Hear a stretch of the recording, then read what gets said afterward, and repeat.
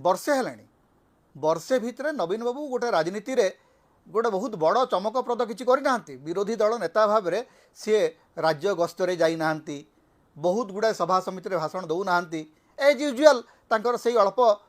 दुई चार धाड़ी कहीकि से तांकर राजनीति चलती किंतु लोकंकर भल पाइबा कमौ नहीं बयस तांकर बढ़ुछि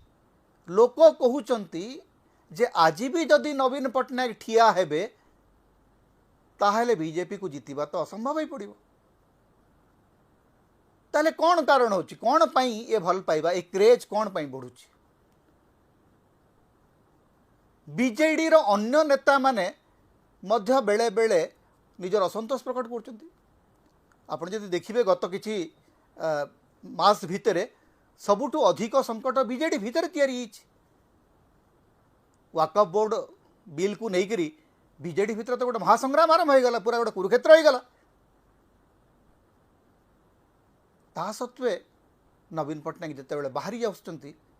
लोक तांको पछरे हाउ जाऊ सोशल मीडिया आपण आउ केही नाहांती केही हुए तो कही पारती जे ना ना बीजेडी रे आज मध्य सोशल मीडिया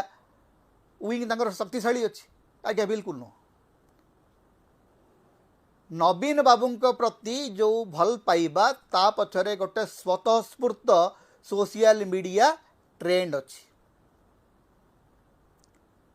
पैसा खर्च करी भी बीजेपी से काम करि पारु नै मागणारे